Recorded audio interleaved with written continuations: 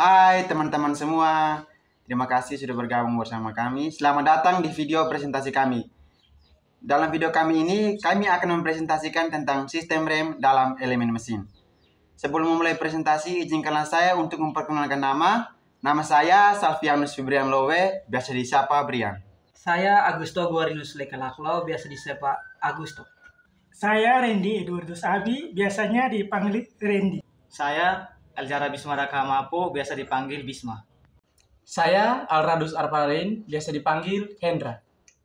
Kami dari Prodi Pendidikan Teknik Mesin, Universitas Nusa Cendana, semester 3. Oke, jadi baik, kita langsung saja masuk pada materi presentasi.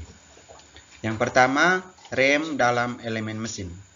Rem adalah salah satu komponen vital dalam sistem mesin, memainkan peran penting dalam menjaga keselamatan dan kinerja yang optimal. Dalam elemen mesin, rem berfungsi untuk mengendalikan dan memberhentikan gerakan serta meredam guncangan yang terjadi. Yang berikutnya kita masuk pada yang kedua, definisi dan konsep dasar rem. Yang pertama, fungsi utama. Rem berfungsi untuk memperlambat, mengendalikan, atau menghentikan gerakan suatu mesin atau kendaraan.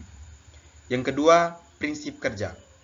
Rem bekerja dengan menerapkan gaya gesek antara komponen yang bergerak dan komponen yang diam. Yang ketiga, jenis rem. Jenis rem ini, rem dapat dikategorikan menjadi berbagai jenis, yaitu rem tromol, rem cakram, rem hidrolik, dan rem pneumatik. Baik, kita masuk ke bagian yang ketiga, implementasi dan aplikasi rem. Seperti yang kita lihat di slide, ada terdapat 3 bagian. Yang pertama, otomotif. Dalam otomotif, rem menjadi komponen kunci dalam industri otomotif. Digunakan untuk mengendalikan kecepatan dan menghentikan kendaraan dengan aman. Dan yang kedua, industri berat. Dalam industri berat, rem juga diterapkan pada mesin-mesin berat seperti kren, lift, dan alat berat lainnya untuk menjamin keselamatan operasi. Dan yang ketiga, aplikasi khusus.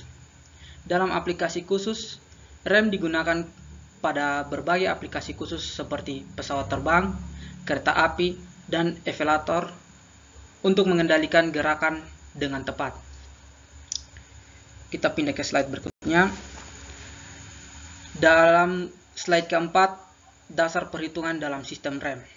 Terdapat 3 bagian seperti yang kita lihat dalam slide. Bagian pertama, gaya gesek.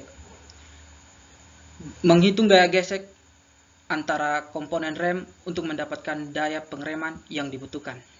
Dalam bagian kedua, distribusi beban.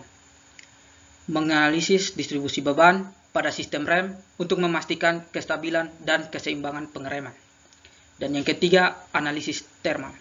Mengevaluasi perilaku thermal rem untuk mengoptimalkan kinerja dan mencegah kerusakan akibat panas berlebihan.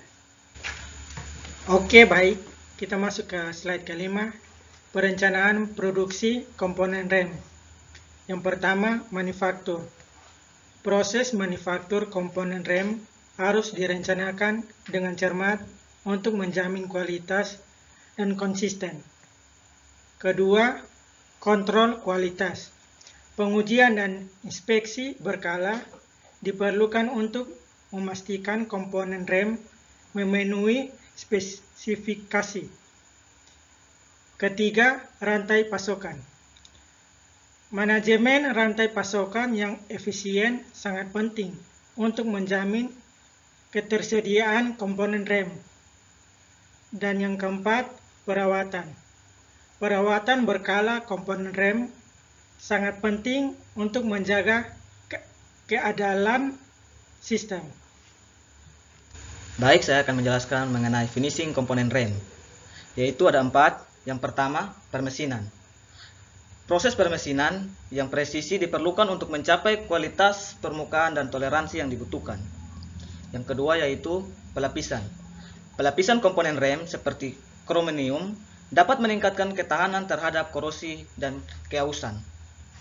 Yang berikut, blazing. Blazing komponen-komponen yang berputar sangat penting untuk menjamin keseimbangan dan mengurangi getaran. Dan yang terakhir yaitu pengujian. Pengujian akhir komponen rem dilakukan untuk memastikan kinerja dan kendala yang optimal.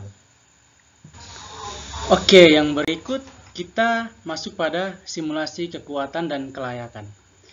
Yang pertama, analisis tegangan.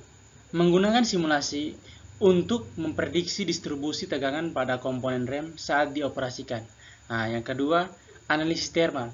Simulasi membantu memahami perilaku thermal rem dan mencegah kerusakan akibat panas berlebihan. Yang ketiga, analisis fatigue. Simulasi prediksi umur kelelahan komponen rem untuk memastikan kendalaan jangka panjang. Yang berikut, kita masuk pada kesimpulan rem dan elemen mesin. Yang pertama, rem merupakan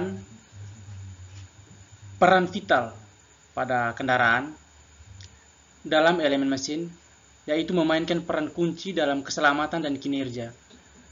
Yang berikut, aplikasi yang luas. Rem diterapkan dalam berbagai aplikasi dari otomotif hingga industri berat dengan desain dan fungsi yang disesuaikan. Yang berikut, inovasi berkelanjutan. Pengembangan sistem rem terus berlanjut dan pemanfaatan teknologi mutakhir untuk meningkatkan keandalan dan keamanan. Oke, jadi baik. Terima kasih atas perhatian teman-teman semua yang telah menonton video presentasi kami. Sedikit pesan dari guru, muridku sayang, Albert Einstein pernah berkata, cobalah untuk tidak menjadi orang sukses, melainkan menjadi orang yang bernilai. Saya bersama teman-teman kelompok 6 pamit undur diri. Sekian dan terima kasih.